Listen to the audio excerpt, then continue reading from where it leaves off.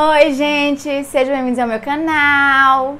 Se você é novo por aqui, eu costumo falar sobre casos criminais reais nas quartas. E em breve eu vou voltar com o quadro Make Mitos e Lendas nas sextas. Então, se você gosta desse tipo de conteúdo, não se esqueça de se inscrever e deixar seu like, que é muito importante para a divulgação do canal. E se você caiu de paraquedas nesse vídeo, hoje é o último dia do especial Lady Killers, que começou de segunda e acaba hoje na sexta. E eu queria agradecer a todo mundo que acompanhou o especial desde o começo, então muito obrigada. E chega de blá blá blá, vamos pro caso de hoje.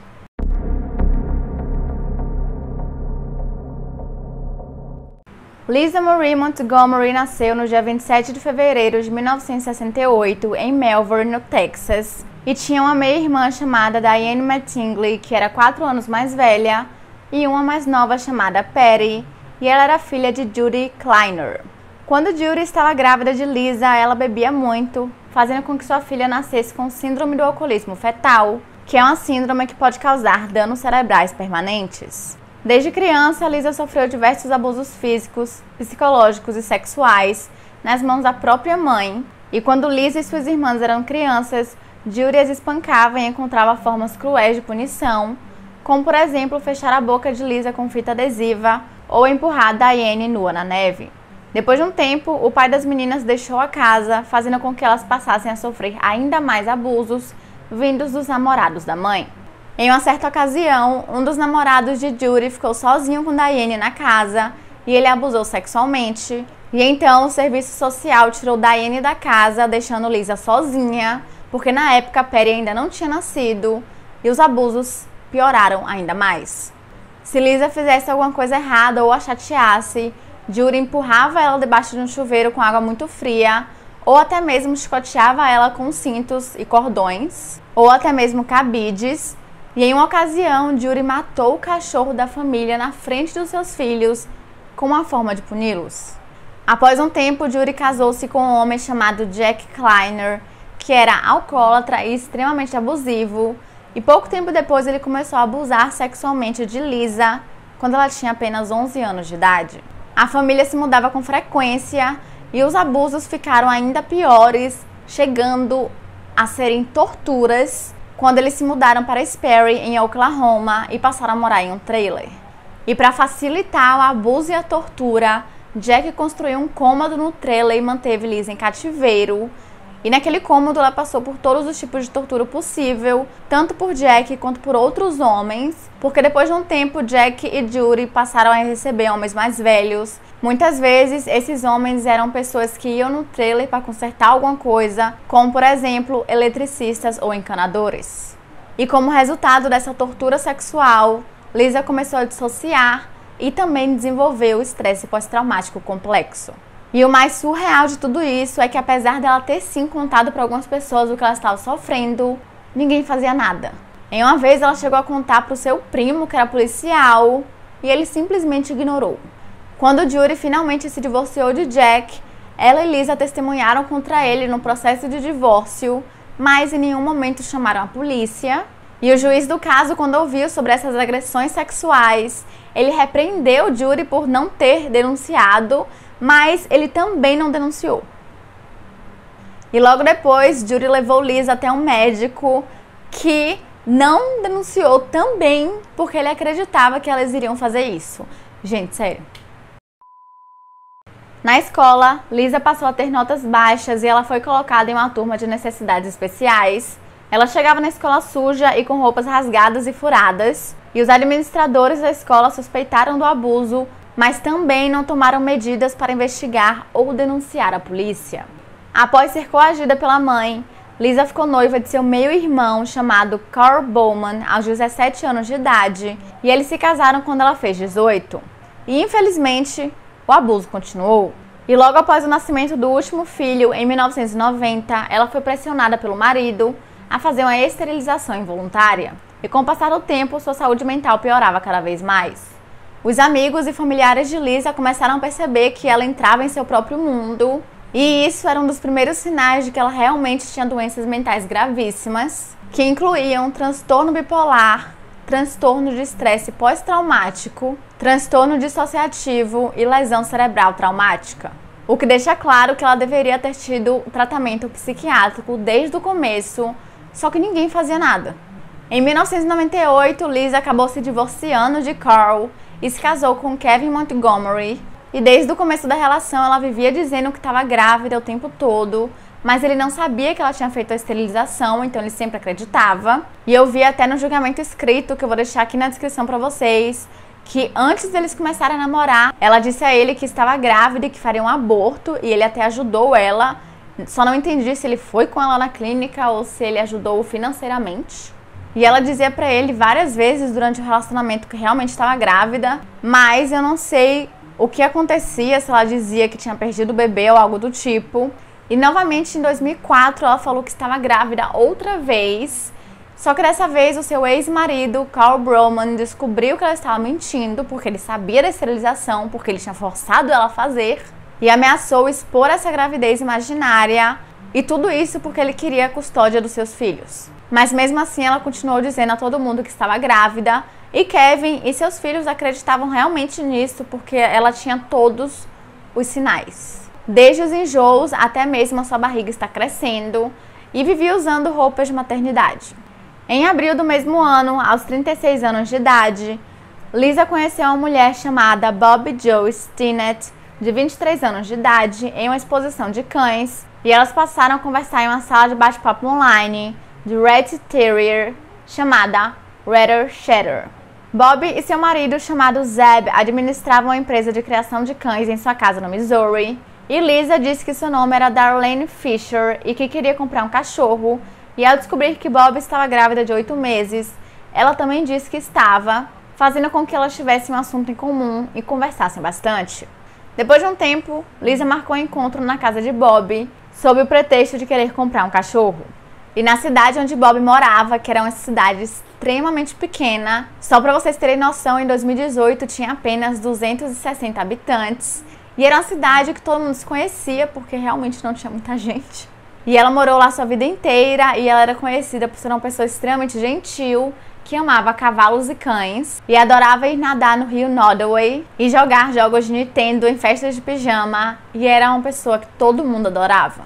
No dia 16 de dezembro de 2004, Lisa dirigiu de Melbourne até Skidmore, e ela tinha dito a Bobby que morava em uma cidade chamada Fairfax, que era do lado de Skidmore, e chegou lá por volta das 12h30. Em seu bolso da jaqueta, ela carregava uma faca de cozinha afiada e um cordão, e elas ficaram brincando com os cachorros por um tempo, e então às 14h30, Bobby recebeu um telefonema de sua mãe, chamada Becky Harper, dizendo que precisava de uma carona do trabalho para casa às 15h30. Um tempo depois da ligação terminar, Lisa atacou Bobby, usando o cordão para estrangulá-la até que ela ficasse inconsciente, e então pegou a faca de cozinha para cortar seu abdômen, fazendo com que Bobby acordasse e tentasse se salvar, mas Lisa estrangulou novamente, dessa vez matando-a. Após tirar o bebê recém-nascido do útero, ela o sequestrou e foi embora. O corpo de Bobby foi encontrado por sua própria mãe apenas 1 hora depois do crime, e quando ela chegou na casa, era literalmente uma cena de filme de terror, e ao ligar para a emergência, ela descreveu que o estômago de sua filha parecia que tinha explodido. Os paramédicos, ao chegarem no local, tentaram ressuscitá-la, mas infelizmente não tinha salvação, não tinha o que eles pudessem fazer, e Bobby Jo Stinnett foi declarada morta no hospital St. Louis, em Maryville, no Missouri. Enquanto isso, Lisa parou o carro não muito longe da casa de Bobby para poder limpar o bebê com lenços umedecidos, e então foi em direção a uma cidade vizinha chamada Topeka, e ligou para o seu marido e disse que tinha entrado em trabalho de parto no shopping enquanto fazia as compras de Natal, e disse que tinha dado à luz em uma clínica em Topeka e pediu para ele buscá-la no estacionamento dessa clínica. E enquanto Kevin e Lisa estavam dentro de um carro, os filhos deles estavam no outro carro para poder voltarem para Melbourne. A investigação sobre o assassinato de Bobby foi super rápida, visto que tinham provas o suficiente para levar a polícia até Lisa, já que todas as conversas das duas estavam gravadas no site, e o marido de Bobby sabia que ela iria se encontrar com uma mulher que estava interessada em comprar um cachorro. No dia seguinte, no dia 17 de dezembro de 2004, os policiais foram até a casa de Lisa para poder conversar com ela, e ela estava segurando o bebê, afirmando que era dela, E o investigador Randy Strong disse que eles estavam investigando o assassinato de Bob Joe Stinnett. E quando perguntou sobre o bebê de Lisa, ela disse que tinha dado à luz em uma clínica em Topeka. E então ele pediu os papéis de alta, mas não existiam nenhum. E aí ela disse que sua família estava com problemas financeiros e por conta disso teve que dar à luz em sua própria casa com o auxílio de 2 amigas. E o investigador perguntou o nome dessas 2 amigas e ela disse que as amigas não estavam com ela na hora do parto e que elas apenas auxiliaram pelo telefone. Ela ainda acrescentou que deu à luz na cozinha e que jogou a placenta em um riacho próximo. E logo em seguida ela pediu que esse questionamento fosse feito na delegacia do xerife e assim que eles chegaram lá, ela confessou tudo. O bebê então foi devolvido para Zeb Stinnett e era uma menininha que recebeu o nome de Victoria Joe Stinnett. Lisa Montgomery foi acusada de sequestro, resultando em morte, e a acusação alegou que ela matou Bob Joe Stinnett de uma maneira especialmente hedionda, cruel e depravada, na medida em que envolveu sérios abusos físicos a Bob. Ela tentou alegar insanidade e o júri ouviu 11 dias de depoimentos relacionados ao crime e ao argumento de insanidade. O Dr. Ramachandran testemunhou falando sobre o distúrbio chamado pseudociese, no qual a paciente desenvolve a ilusão de que está grávida, passando até a ter mudanças físicas consistentes a uma gravidez. Ele disse que Lisa sofria desse distúrbio e que ela estava em um estado dissociativo quando assassinou Bob. E de acordo com ele, todo o abuso sexual que ela sofreu quando ela era criança e adolescente acabou fortalecendo esse distúrbio e ainda acrescentou que ela sustentava essa ilusão através de pesquisas na internet de como fazer cesáreas, parto em casa e até mesmo hormônios que poderiam ajudar. Além, claro, das compras de maternidade como kits de parto e até mesmo itens para o berçário.